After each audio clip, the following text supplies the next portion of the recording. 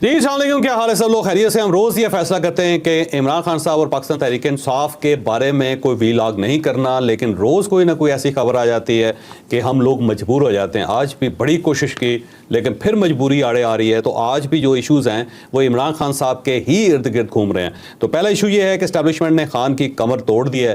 कैसे कमर तोड़ी? ये दो इवेंट्स ऊपर नीचे हुए हैं और उसके बाद पाकिस्तान तहरीक इंसाफ तकरीबन फारग हो गई यहाँ पर, बल्कि उनकी कमर नंगी हो गई जिसको कहते हैं। अब ये क्या हुआ ये हम आपको आज के व्लॉग में बताएंगे। और इस्टेब्लिशमेंट ने पाकिस्तान तहरीक इंसाफ को एक वार्निंग भी दे दी है। ये वार्निंग क्या है इसी व्लॉग में पूरी तफसील से बताएंगे। और इमरान खान साहब की तरफ से एक नई ब्लैकमेलिंग का आगाज़ हो गया है। ये ब्लैकमेलिंग क्या है और क्या रियासत इस ब्लैकमेलिंग के सामने झुकेगी या नहीं झुकेगी, ये भी आपको इसी व्लॉग में बताया जाएगा। लेकिन व्लॉग की तरफ जाने से पहले मेरी आपसे रिक्वेस्ट है कि चैनल को सब्सक्राइब जरूर कीजिएगा और ये जो बेल आइकन है उसको जरूर प्रेस करें ताकि नोटिफिकेशन आपको मिलता रहे। अस्सलाम वालेकुम नाज़रीन, मैं हूं फरूख अब्बास न्यूट्रल बाय जावेद चौधरी में। नाज़रीन, सबसे पहला टॉपिक हमारा खान साहब के हवाले से। जी, पीटीआई की जो कमजोरियां हैं और जो ताकत है वो उनकी बदलती रहती है। समझ नहीं आता, कभी वो किसी चीज़ को अपनी स्ट्रेंथ कह रहे होते हैं, कभी किसी चीज़ को स्ट्रेंथ कह रहे होते हैं। आज जो उनकी ताकत होती है कल को वो उनकी कमजोरी बन जाती है। कुछ इस तरह से सिलसिला जारी है। ओवरसीज पाकिस्तानीज को वो समझते थे अपनी स्ट्रेंथ। उन्हें कहते थे जी कि रेमिटेंस मत भेजो। अब रेमिटेंस ना भेजने का नुकसान सिर्फ और सिर्फ पाकिस्तान की रियासत को था, लेकिन खान साहब ये चाहते थे कि रियासत को नुकसान पहुंचे। और वो तभी बो डाउन होगी रियासत जब रियासत को नुकसान महसूस हो रहा होगा और वो मेरे सामने आएगी, झुकेगी और मैं अपनी मर्जी से अपनी शराइत मनवा के बाहर भी आ जाऊंगा और उसके बाद मेरी सियासत भी चमकती रहेगी। लेकिन स्टैब्लिशमेंट या रियासत बहुत तगड़ी होती है जी। उन्होंने कमर तोड़ के रख दी। वो तमाम इशूज जो जो प्रॉब्लम कर रहे थे ओवरसीज को, वो तमाम एड्रेस करके रख दिया। और उसके अलावा भी एक बड़ी स्टोरी है, आपको बताएंगे कि इन ओवरसीज पाकिस्तानियों को किस तरह कन्विंस किया गया। डिटेल से स्टोरी जानी। अब देखिए, पिछले दिनों दो बड़े वाक़यात हुए हैं और दोनों वाक़यात जो हैं मेरा ख्याल है रियासत की बहुत बड़ी कामयाबी है, इस गवर्नमेंट की भी बड़ी कामयाबी है। एक वाक़या तो ओवरसीज़ पाकिस्तानियों की कॉन्फ्रेंस है और उसके अंदर पूरी दुनिया से ओवरसीज़ आए और ये वो लोग थे जो कभी इमरान खान साहब के हमायती होते थे और इमरान खान साहब अपनी सारी सियासत इन्हीं की बुनियादों पर करते थे। एक तो ये शौकत खानम के डोनर्स हैं, दूसरा ये पार्टी को फंड किया करते थे, तीसरा ये है कि ये जो सोशल मीडिया पाकिस्तान तहरीक इंसाफ का उसके ऊपर बहुत सरगर्म थे। इसलिए इमरान खान साहब ये चाहते थे कि ओवरसीज़ पाकिस्तानियों को वोट का हक मिले ताकि कोई करोड़ एक वोट जो है इमरान खान साहब का मज़ीद इजाफा हो जाए। और ये हो भी जाना था अगर इस तरह इमरान खान साहब की स्कीम के तहत ओवरसीज़ पाकिस्तानियों को वोट का हक मिलता जो उनकी स्कीम थी। तो लेकिन अब इस्टेब्लिशमेंट का और रियासत का या फिर गवर्नमेंट का कमाल देखें कि इन्होंने उन सबको पाकिस्तान बुला लिया और ये दूसरी मरतबा हुआ। इससे पहले भी आए हैं लोग और वो GHQ के अंदर उनकी एक ब्रीफिंग हुई थी और उनको बुलाया गया था और बड़े बड़े लोग, बड़े बिजनेसमैन थे जो यहाँ पे आए और DGISPR के साथ उनकी मुलाकात हुई थी और मेजर बड़े मतलब यूरोप से और अमेरिका से और कनाडा से बहुत लोग आए थे जो बड़े खुशहाल लोग थे जो वहाँ पर बड़ा बिजनेस कर रहे हैं। और उस वक्त भी उनको बताया गया था कि अब आप देखें या तो पाकिस्तान आपके लिए अजीज़ है या फिर इमरान खान अजीज़ है और इमरान खान की हरकतें जो हैं वो आपके सामने। और वो याद करें आप वक्त के जब वो प्राइम मिनिस्टर था तो आपको कितनी तकलीफ़ें होती थी। बहरहाल उसके बाद ये जो कन्वेंशन है बड़ा कन्वेंशन है और इसके अंदर जब आर्मी चीफ गए तो वहाँ पे नारे भी लगे उनके हक़ में, फिर उनके साथ सेल्फियाँ बनवाई सब ने और जैसे होता है ना घुल मिल गए। तो घुल मिल गए, पहले सिक्योरिटी थी दरमियान में, लेकिन जब लोगों ने एतराज़ करना शुरू किया जी कि हम बड़ी दूर से आपसे मिलने के लिए आए, तो फिर सिक्योरिटी हसार खोल दिया गया, फिर वो दरमियान में लोगों के आगे तो लोगों ने बड़ी मोहब्बत की उनके साथ। और ये जो इमरान खान साहब का ख्याल था ना कि याहिया खान पार्ट 2 जो वो एक क्लेम कर रहे थे तो वो वहाँ पे नज़र नहीं आया। फिर इमरान खान साहब के खिलाफ नारे लगे। ये पहली मरतबा ऐसा हुआ है कि किसी जगह किसी फंक्शन में इमरान खान साहब के हक के बजाय उनके खिलाफ नारे लगे। जैसे कि स्टेडियम्स के अंदर कहा जाता है कि इमरान खान की फेवर में नारे लगते हैं, लेकिन वो पता चलता है बाद में वो जैली वीडियोस होते हैं। बट कम ऐसा वक्त आया, पहले था वैसे ऑनेस्टली आज से साल 1.5 साल पहले था, लेकिन जब से ये गवर्नमेंट बनी है और पाकिस्तान के अंदर कुछ स्टेबिलिटी आई है और पाकिस्तान तहरीक इंसाफ का जो फेस है जिसमें वो इंतशार ज़्यादा फैलाते हुए नज़र आए या फिर एक कंपेन जो की गई है कि भाई ये इंतशारी टोला, ये पाकिस्तान और ये दोनों इकट्ठे नहीं चल सकते वगैरह वगैरह, तो उसके बाद जो है ना वो एक लोगों को अवेयरनेस हुई है कि ये चीज़ें ठीक नहीं हैं, तो उसका फ़ायदा स्टेट को हुआ। तो कल जो कन्वेंशन था उसके अंदर यही हुआ कि वो फिर उन्होंने नारे लगाए पाकिस्तान के हक़ में, आर्मी चीफ के हक़ में, पाक फौज जिंदाबाद के नारे लगाए, इमरान खान के ख़िलाफ़ नारे लगे। वहाँ पे प्राइम मिनिस्टर ने जब सुना शुरू में तो उनको ये महसूस हुआ कि शायद ये इमरान खान के हक़ में नारे लग रहे हैं, तो बड़े गौर से उन्होंने सुने थे। फिर उनको बताया गया कि ये हक़ वाले नहीं हैं, ये मुखालिफ वाले नारे। उसके बाद उनको बड़ा इत्मीनान हुआ कि ये ना हो कि एक बड़ी खबर बन जाए। अब ये जो अलीमा खान साहिबा के साथ मुलाकात नहीं हो रही ना इमरान खान साहब की, उसकी वजह भी ये दोनों इवेंट्स थे। एक तो ये इवेंट है ओवरसीज़ पाकिस्तानी का, दूसरा जो है कांग्रेसमैन की मुलाकात है जो कॉकस है पाकिस्तान का जिसका वो हिस्सा थे और वो जैसे यहाँ पे पहुँचे और वो बड़े लोडेड थे कि इमरान खान साहब के साथ बड़ी ज्यादती हो रही है, पाकिस्तान इराक बन गया, जैसे कि उनका ख्याल था कि वही सूरत हाल है जो इराक के अंदर है या सीरिया के अंदर है। लेकिन जब वो यहाँ पहुंचे तो उन्हें पता चला कि नॉर्मल मुल्क है यार, यहाँ पे तो कोई ऐसा इशू नहीं है जो एक पोर्ट्रे किया जा रहा था कि वहाँ तो लॉ एंड ऑर्डर की सूरत हाल बहुत ख़राब है और फिर लोग बहुत तंग हैं और लोगों ने अपने हाथ सरों पर रखे हुए हैं और वो बद्दुआएं दे रहे हैं। तो यहाँ आके उनका तासुर तब्दील हो गया। अब यहाँ पे एक बड़ी दिलचस्प बात है कि ये आर्मी चीफ के साथ जो इनकी मुलाकात हुई तीनों कांग्रेसमैन की, तो ये मुलाकात 1 घंटे की शेड्यूल थी लेकिन 2.5 घंटे चले। अब इसके बाद खुद उन्होंने जब अमेरिकन एम्बेसी का फंक्शन था उसके अंदर उन्होंने जो पाकिस्तानी वहाँ पे मौजूद थे और उनके साथ उन्होंने कुछ इन्फॉर्मेशन शेयर की, तीनों कांग्रेसमैन ने। उन्होंने कहा कि हम एक और तासुर लेके यहाँ आए थे कि पाकिस्तान तहरीक इंसाफ के साथ और इसके साथ अलावा जो आम आदमी है उसके साथ बड़ा जुल्म हो रहा है। लेकिन जब हमारी आर्मी चीफ से मुलाकात हुई तो हमारा ख्याल था कि कोई मौलवी होंगे और प्रो तालिबान होंगे और एक नया फेज़ पाकिस्तान के अंदर पाकिस्तान में शामिल हो गया।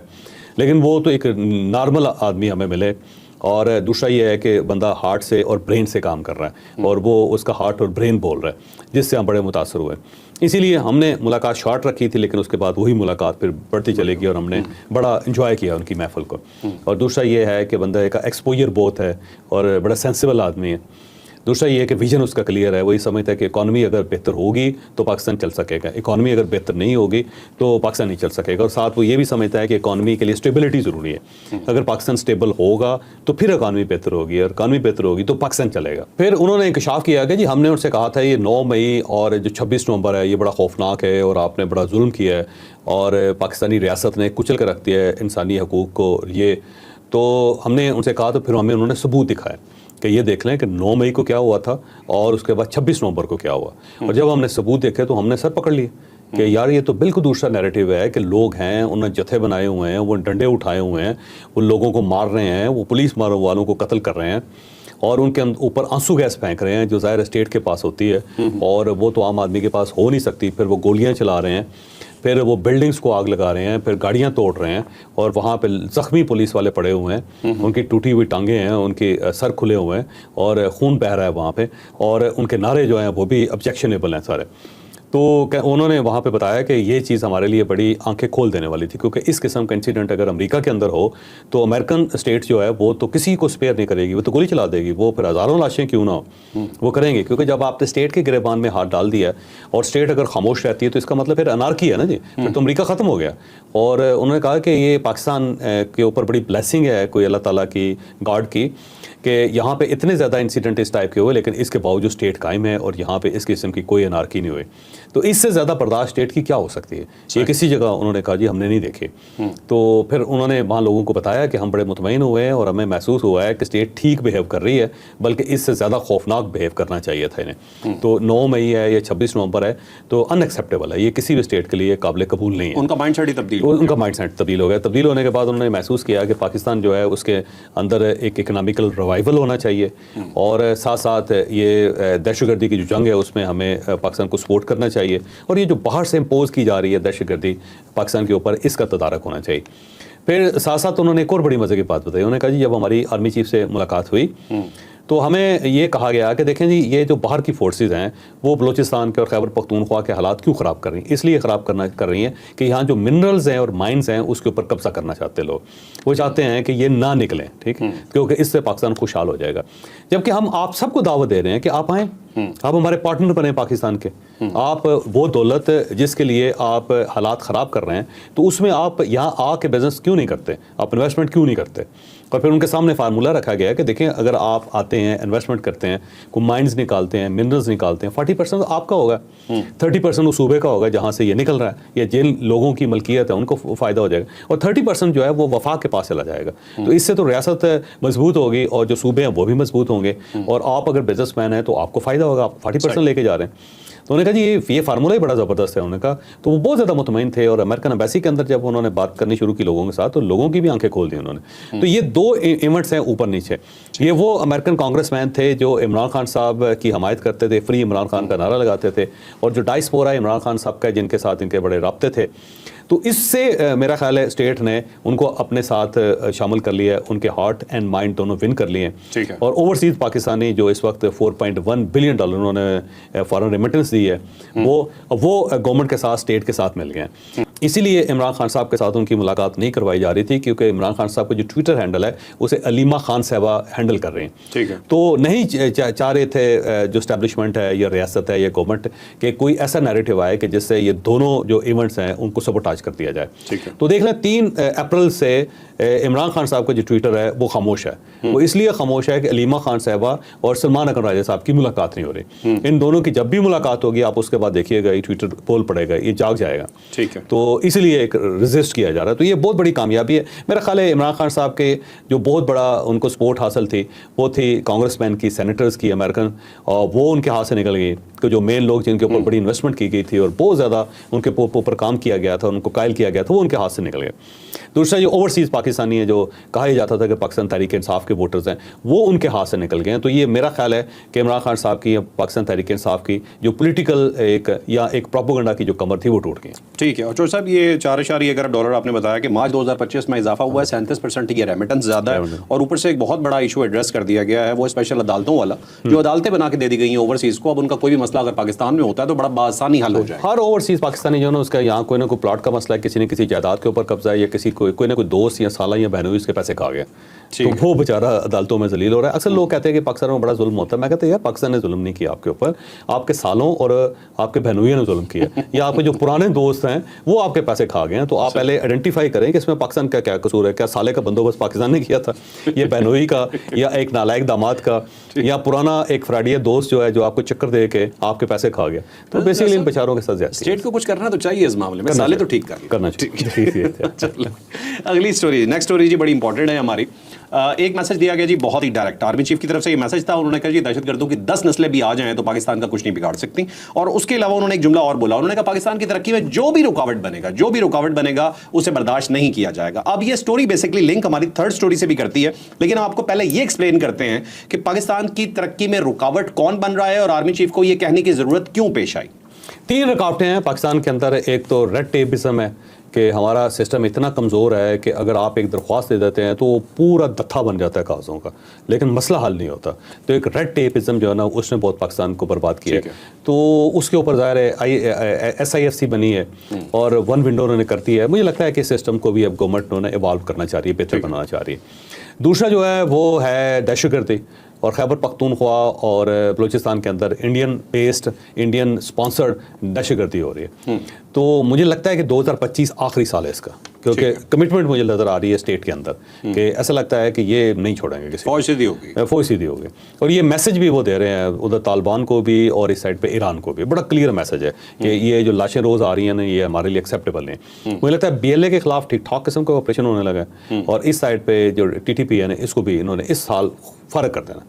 और खैबर पख्तूनख्वा क्लियर होगा, बलूचिस्तान क्लियर होगा, जहाँ से माइंस निकल सकती हैं, जहाँ से मिनरल्स निकल सकती हैं। और ये आर्मी की इस्टेब्लिशमेंट की कमिटमेंट है उन तमाम बिजनेसमैनों के साथ जो पाकिस्तान के अंदर इन्वेस्ट कर रहे हैं। ठीक है। क्योंकि अगर आप उनको गारंटी नहीं देंगे तो कैसे वो आके यहाँ पे सरमायाकारी करेंगे। तो ये गारंटी दी गई है कि बिल्कुल आप फिक्र ना करें, इन सबको हम हटा देंगे। और ये जो सेनेटर कांग्रेसमैन है इनको भी ये बताया गया कि जब तक जो पीछे फाइनेंसर है इनके जब तक वो पीछे नहीं हटेंगे तो ये मसला हल नहीं होगा। हमारे लिए इन सबको हैंडल करना कोई मुश्किल नहीं है। दूसरा एक जो तस्वर था ना जी वो कि जो बलूचिस्तान के लोग हैं वो अनपढ़ हैं और पसमंदा हैं, इस वजह से वो दहशतगर्दी की तरफ चले गए हैं। बल्कि जो नए 3 लोग मारे गए हैं उनमें एक तो आपको पता होगा एमफिल है, लड़का एमफिल है, जैसे एमफिल किया हुआ है, पर पढ़े लिखे लड़के हैं सारे, लेकिन ये सबका माइंड जो है ना पैल्यूट कर दिया गया और इसी वजह से ये सारी सूरत खराब है। तो एक तो ये इशू है, और तीसरा इशू जो है ना वो सोशल मीडिया जो इमरान खान साहब चला रहे हैं, पाकिस्तान तहरीक इंसाफ चला रही है। तो मेरा ख्याल है तीनों स्टेजेस पे एस्टेब्लिशमेंट काम कर रही है और गवर्नमेंट काम कर रही है, रियासत काम कर रही है। कि सोशल मीडिया देखिएगा अनकरीब बिल्कुल फारिग हो जाएगा, ये इसके अंदर अब जान नहीं बचेगी। ठीक है, ये इसको पकड़ लिया इन्होंने। और दूसरा ये है कि दहशतगर्दों का मुकाबला ये कर रहे हैं, ये कर देंगे। रेड टेपिज्म जो है ना मेरा ख्याल है उसका भी खात्मा बड़ी जल्दी हो जाएगा। तो पिछले दिनों ईरान के अंदर एक वाकया पेश आता है, 8 पाकिस्तानी शहीद हुए जो बहावलपुर से ताल्लुक था और मैकेनिक थे। ठीक है, लेकिन ये चीज़ थोड़ा सा ये भी इंडिकेट करती है कि पाकिस्तान के अंदर हमले करना उन्हें मुश्किल हो रहा है, इसलिए उन्होंने वहां पे जाके हरकतें शुरू कर दी हैं जहां उनके लिए थोड़ा सा BLA के जो लोग हैं ना वो सीस्तान के अंदर होते हैं, क्योंकि ये इनके आधे ट्राइब उस साइड पे ईरान की साइड पे। तो जब यहाँ से भागते हैं तो उधर चले जाते हैं, और वहाँ पे जो पाकिस्तानी मिल जाता है, पंजाबी मिल जाता है, उसके साथ ये सलूक अब पाकिस्तान के अंदर क्योंकि लग रहा है कि थोड़ा सा फोर्सेस ने कंट्रोल कर लिया तो इधर ऐसी वारदात करना मुश्किल है, तो अब ये वहां जाके बेगुनाहों को शहीद कर रहे हैं। अब जी लास्ट स्टोरी, हमारी लास्ट स्टोरी लिंक होती है हमारी सेकंड स्टोरी से जी कि कौन दरमियान में रुकावट बन रहा है। अब बज़ाहिर चौधरी साहब ने एक बात की जी कि उन्होंने कहा सोशल मीडिया, लेकिन मैं उनसे इख्तलाफ करता हूं, सिर्फ सोशल मीडिया नहीं कर रहा, बाकायदा पीटीआई ऑन ग्राउंड आके खुद भी तरक्की को रोकने की कोशिश कर रही है। इसका सबूत मैं दूंगा आपको अपनी थर्ड स्टोरी में। खान साहब ने शुरू कर दी जी ब्लैकमेलिंग। ब्लैकमेलिंग उस चीज पे शुरू किया है जो पाकिस्तान के लिए बहुत ही फायदेमंद साबित हो सकती है, लेकिन खान साहब उसके ऊपर आगे बैठ गए हैं कि भाई नहीं होने देंगे। उसके अलावा खैर अलवी साहब की भी एक दास्तान है, अलवी साहब ने भी एक धमकी दी है पाकिस्तान को, वो अपनी चौथी स्टोरी में आगे छोटा सा एक शॉर्ट क्लिप वो भी हम डिस्कस करेंगे, लेकिन अभी चलते हैं खान साहब की ब्लैकमेलिंग पे कि अब वो पाकिस्तान को किस तरह से नुकसान देने की कोशिश कर रहे हैं। यकीन माने तकलीफ होती है ये कहते हुए कि पाकिस्तान का नेशनल लीडर है, लेकिन जब वो बात करता है तो ये स्टोरी और ये इस तरह की चीज़ हमें डिस्कस करना जरूरी हो जाती है। अब ये माइन और मिनरल्स के जो एक बिल है वो खैबर पख्तूनख्वा असम्बली में पहुंच गया है, और ये वफाक की तरफ से इनिशिएट हुआ है, इसमें कोई शक ही नहीं है। लेकिन ये फैसला जो था एक बड़े फोरम पे हुआ, और जब यहाँ पे कॉन्फ्रेंस हुई, उस कॉन्फ्रेंस में ज़ाहिर गंडापुर साहब भी मौजूद थे, वहाँ बड़े बड़े इन्वेस्टर्स आए हुए थे, उन इन्वेस्टर्स ने ये सवाल भी उठाया, और उसके बाद उनको जो जवाब दिया गया कि आप बिल्कुल फिक्र ना करें, किसी किस्म की रुकावट इसमें नहीं होगी। और गंडापुर साहब ने खुद भी कमिट किया कि किसी किस्म की कोई रुकावट नहीं होगी, और ये भी मैं आपको बताऊं कि फुल कमिटमेंट के साथ वो ये बिल पास करवाना चाहते हैं कोई नहीं। लेकिन इमरान खान साहब को जब ये पता चला तो उन्होंने रोक दिया, उन्होंने कहा कि जब तक मेरी मुलाकात नहीं होगी उस वक्त तक ये बिल पास नहीं होगा। अलीमा खान साहबा ने भी कह दिया कि जी ये वफाक का बिल है, और जब तक इमरान खान साहब के साथ गवर्नमेंट मुज़ाकरात नहीं करेगी, उनसे रब्ता नहीं करेगी, उनकी टर्म्स एंड कंडीशन नहीं मानेंगे, उस वक्त तक ये बिल पास नहीं हो सकता। तो एक सीधी सीधी धमकी है, प्रॉपर ब्लैकमेलिंग है जिसको कहते हैं ना। और जब पाकिस्तान के अंदर कोई तब्दीली आनी शुरू होती है, पाकिस्तान के लिए कुछ बेहतर वक्त आता है, तो पाकिस्तान तहरीक-ए-इंसाफ अक्सर औकात ये हरकत करती है। जब कोई बाहर से गेस्ट आ रहा हो तो ये अपने गंदे कपड़े जो सड़कों के ऊपर धोना शुरू कर देते हैं। जब कोई बड़ी कॉन्फ्रेंस हो रही हो तो उस वक्त ये ब्लैकमेल करते हैं। जब सुप्रीम कोर्ट ऑफ पाकिस्तान में कोई केस चल रहा हो तो उस वक्त ये हरकतें करनी शुरू कर देते हैं। तो ये एक पुराना वतीरा है कि अगर खान नहीं तो पाकिस्तान नहीं। Exactly. ये सब कुछ वही कुछ हो रहा है। तो अब जो ये मिनरल्स बिल है ना, ये ज़हन में रखिएगा कि इसने पास हो नहीं होना। ये हो नहीं सकता कि खैबर पख्तूनख्वा गवर्नमेंट इससे दाएं बाएं हो सके, क्योंकि गंडापुर साहब खुद ये समझते हैं कि इसी के अंदर सूबे की बका है। देखें ना, 30% सूबे को मिलेगा, तो इतनी ज़्यादा ह्यूज मनी है कि उसके बगैर सूबा सर्वाइव नहीं कर सकेगा। तो वो क्यों इतनी गोल्डन अपॉर्चुनिटीज़ आया करे, जबकि उनको अंदाज़ा है कि इसमें हमारा ही फ़ायदा है। दूसरा ये है कि वहाँ पे कब्जे हुए हैं माइंस और के ऊपर, तो वो कब्जे जो है गवर्नमेंट ख़त्म नहीं कर पा रही। तो जब ये बिल पास होगा तो कब्जे भी ख़त्म हो जाएंगे, इसका भी फ़ायदा होगा गंडापुर साहब के सूबे को। और थर्डली ये है कि ये जो बाहर से इन्वेस्टर्स आ रहे हैं, ये उनके स्टेक्स भी हैं, तो वो भी दरमियान में आएंगे। वो इनको पूछेंगे कि यार ये क्या कर रहे हो आप लोग, कि भाई आपने कमिटमेंट की है, आप इस कमिटमेंट से पीछे कैसे हट सकते हैं। तो वो भी इमरान खान साहब से, पार्टी से वो सवाल करेंगे। तो मुझे लगता है इस बिल ने तो बहरहाल पास हो ही जाना है। और स्टेट जो है ना, इसके मुझे नहीं लगता कि इस ब्लैकमेलिंग में आएगी इसी तरह में। चलें अब चलते हैं जी लास्ट स्टोरी की तरफ। आरिफ अलवी साहब ने जी एक तो धमकी दी है बलूचिस्तान के हवाले से, ये धमकी भी आपको बताएंगे क्या है, और दूसरा आरिफ अलवी साहब को कौन कॉल कर रहा है जिसकी वो कॉल उठा नहीं रहे, या वो इनडायरेक्टली कोई मैसेज दे रहे हैं। पूरी स्टोरी आपको डिटेल से बता। आरिफ अलवी साहब ने अमेरिका के अंदर हैं, वहाँ पे वो रोज़ कोई ना कोई इस किस्म की गुफ्तगू करते रहते हैं जो हेडलाइंस बन जाती है। यहाँ पे उन्होंने कहा कि जब मैं प्रेसिडेंट था तो उस वक्त मैं कोशिश करता रहा, लेकिन मैं कामयाब नहीं हो सका, लेकिन उसके बाद जब मैं प्रेसिडेंट नहीं हूँ तो मैं आप किसी की कॉल नहीं सुनता। अब अजीब सी बात है कि कौन कॉल कर रहा है इनको। जब प्रेसिडेंट थे तो उस वक्त किसी ने कॉल नहीं की, तो जब वो प्रेसिडेंट नहीं है तो उस वक्त कॉल क्यों करेगा। बल्कि इन्होंने जो जनरल साहिद शमशाद साहब है ना, उनको इन्होंने खाने पे बुलाया था। अब ये एक रिचुअल है पुरानी कि जो भी आर्म्ड फोर्सेस के चीफ होते हैं उनको खाने पे बुलाया जाता है जब भी अपॉइंटमेंट होती है। तो साहिद शमशाद साहब तो तशरीफ़ ले गए थे, लेकिन जनरल आसम मुनीर नहीं गए थे उसमें। तो उस पर इन्होंने जनरल साहिद शमशाद साहब से कहा था कि आप मेहरबानी करके मेरा मैसेज पहुँचाएँ आर्मी चीफ तक, क्योंकि मेरे पास उनका फ़ोन नंबर नहीं है। ठीक है। तो ये सूरत हाल थी उस वक्त के, उनका फ़ोन भी नहीं था कि जिसमें वो बात कर सकते। और एक दो जगहों पे इनकी बात हुई भी, तो उन्होंने कहा जी ये गवर्नमेंट का मामला है, मैं पॉलिटिकल अफेयर्स में शामिल नहीं हो सकता, मेरे सुप्रीम कमांडर हैं, लेकिन पॉलिटिकल अफेयर्स से हमने अपने आप को ऑफ कर लिया। तो आप डायरेक्ट गवर्नमेंट के साथ बात करें, वो अगर कोई दरमियान का रास्ता निकाल सकते हैं तो हमें कोई एतराज़ नहीं। ठीक है। तो उस वक्त भी इनकी कॉल जो थी ना वो नहीं सुनी जाती थी, बल्कि इनके पास नंबर ही नहीं होता था। तो अब ये कौन से लोग हैं जो आरिफ अलवी साहब के साथ रब्ता कर रहे हैं, और इस शक्ल में कर रहे हैं कि आरिफ अलवी साहब की अपनी रसाई इमरान खान साहब के साथ नहीं है, और इमरान खान साहब खासे नाराज़ हैं अलवी साहब से। उनका ख्याल ये था कि आरिफ अलवी साहब देखें हम चले गए, वो अफगान सदर में मज़े करते रहे, और उन्होंने हमारे लिए किया भी कुछ नहीं, और वो कुछ कर भी सकते थे। और बहुत सारे ऐसे बिल्स थे जहाँ पे वो साइन ना करते तो मसाइल पैदा हो जाते पाकिस्तान के लिए या हुकूमत के लिए, लेकिन वो बिलों के ऊपर भी धड़ाधड़ साइन करते रहे। तो इमरान खान साहब को ना बहुत ज़्यादा एतराज़ात है। तो ये आरिफ अलवी साहब मेरा ख्याल है, इसको उर्दू में कहते हैं दरफुंतनी, वो उन्होंने छोड़ी है। ठीक। तो जिसकी कोई हकीकत नहीं है, कोई रियलिटी इसके अंदर नहीं है। दूसरा वो कह रहे हैं कि देखें जी एक ही रास्ता है मुज़ाकरात का, तो ये भी तो पूरी पाकिस्तानी कौम ये पीट रही है कि भाई मुज़ाकरात के अलावा कोई ऑप्शन नहीं। मुज़ाकरात पे तो खुद नहीं जाते। और गवर्नमेंट के साथ भी जब इनके मुज़ाकरात चल रहे थे तो छोटी सी बात थी कि हमारी इमरान खान से मुलाकात क्यों नहीं करवाई जा रही, भाई ये को बात है यार।